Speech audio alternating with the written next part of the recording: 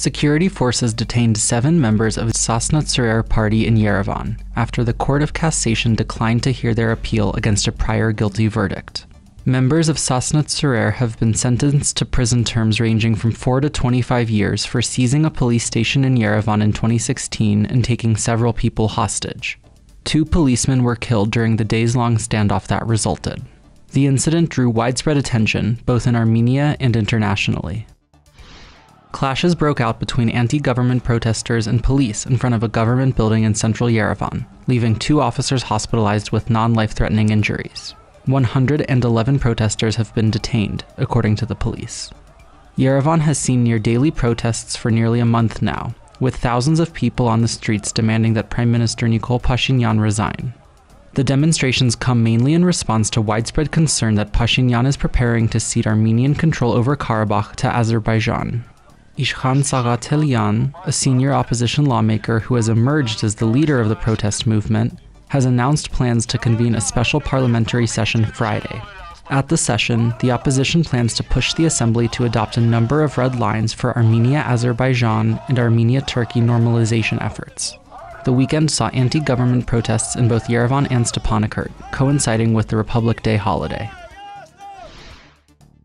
The Armenian Foreign Ministry condemned the death of an Armenian soldier in a shootout on the border with Azerbaijan over the weekend. In a statement, the ministry said it, quote, strongly condemns the gross violation of the ceasefire and, quote, calls on the Azerbaijani leadership to refrain from provocative actions and rhetoric. In response, the Azerbaijani Foreign Ministry denied opening fire at Armenian positions along the border and said, quote, the slanderous and destructive statements of Armenia are aimed at undermining the steps taken towards normalization. The soldier's death comes as Yerevan and Baku trade accusations over what each side calls the other's aggressive policy, even as they both say they are committed to peace talks.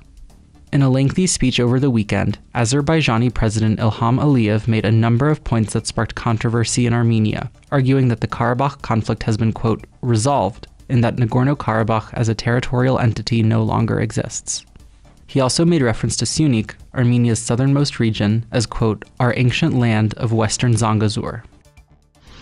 The Yerevan Court of General Jurisdiction accepted a motion filed by the Prosecutor General's office to begin proceedings to confiscate assets allegedly owned by opposition lawmaker Seyran Ohanyan.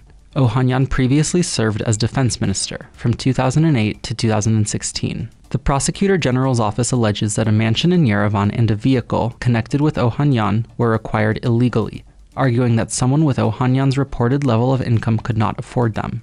The mansion and vehicle together are worth almost $2.5 million. Ohanyan has categorically denied the allegations, saying that he does not in fact own the mansion and vehicle in question.